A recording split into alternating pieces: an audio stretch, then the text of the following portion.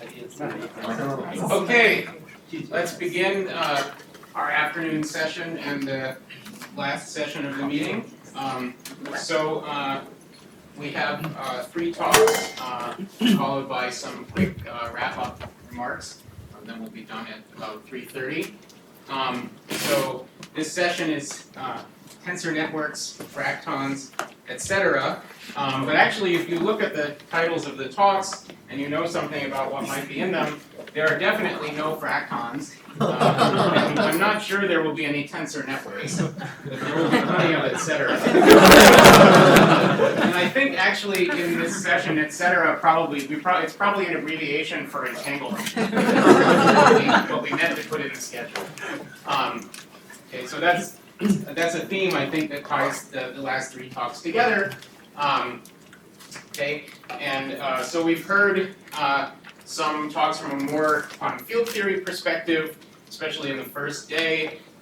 We've heard some other talks about topological phases today. So this afternoon session has, I would say, a little bit more of a kind of quantum information flavor to it, perhaps. Okay, and there are a few questions that are involved. So let me just try to put things in a bit of context. So one important question when you think about quantum many-body physics is how to characterize the structure of entanglement in many-body ground states. And we now know in condensed matter physics that this is a very important aspect of trying to understand quantum phases of matter.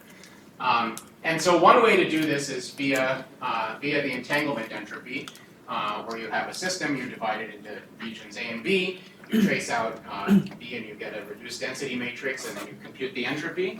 Okay, and you can do this in many different combinations for many different shapes and sizes of regions, and you can actually extract quite a bit of information this way. But we certainly believe that there's more to the entanglement structure of quantum many-body wave functions than just entanglement entropy. One reason we think that is there are many different quantum phases of matter, which in some sense we view as being distinguished by something about their entanglement structure. So it's important to ask what else can you do? So John McGreevy is going to talk about that in the first talk, and I think the idea is to extract some information about the entanglement structure of a wave function by first making some projective measurements and getting a simpler wave function that we might understand better. Okay, so that's maybe slightly different in flavor from the latter 2 talks. Okay, so one thing that will come up in the second 2 talks is the problem of classifying gap phases of matter, which we've also heard about in other talks earlier in the workshop. And one piece of that is the idea of one ingredient that arises when you think about classifying gap phases of matter in lattice models, say, is the notion of a finite depth quantum circuit. So this is just some unitary operator. This is in 1 dimension. So here we have a number of layers. Each layer is a product of some unitaries, and then you have some number of those layers. So you take a product over the layers, and the depth is the number of layers. So the finite depth means that even as you take your system size to infinity, the depth just goes to some constant. Okay?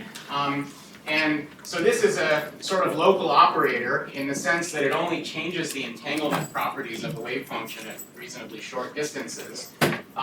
And these finite depth quantum circuits play an important role in classifying gap phases because they're part of what it means for 2 wave functions to be in the same phase. So if it's true that you have 2 wave functions that are related to one another by acting with such a local unitary finite depth circuit, then they're in the same phase. And what Lukasz Witkowski is going to tell us about is 2 apparently different models that are actually in the same phase. 2 apparently different, exactly solvable models for gap phases.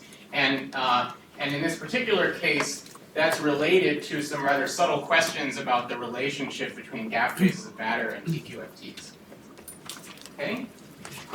So these finite depth circuits are also relevant in the last talk of Jungwon Ha. So one property they have is that if you take one of these and you take a local operator and you conjugate it by the finite depth circuit, then you get another local operator.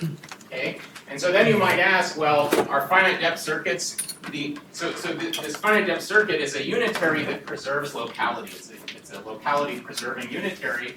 And you can ask a question, well, are there other locality preserving unitaries beyond these finite depth circuits? Finite depth circuits are particularly simple ones, but are there others that are in some sense less simple? So quantum cellular automata, that's, as I understand it, that's just a term for locality preserving unitaries. And this question is related to classification of gap phases again. And John is going to explain some of that in his talk. Something it's also related to that we probably won't hear about in this session.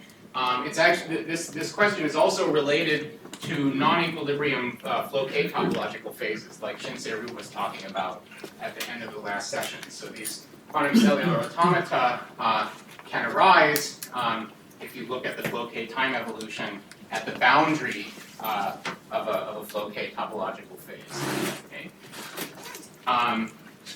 All right, and so the result that Zhongwan is going to tell us about is that, in fact, there are locality preserving unitaries that are not finite depth circuits in 3 dimensions. Okay. So it's known for a while that there are such locality preserving unitaries in 1 dimension, but the higher dimensional case is something that people have begun to understand more recently, and as I promised, he'll also, well, as he promised me, he's also going to tell us at least some aspects of how this is related to classifying gap phases of matter.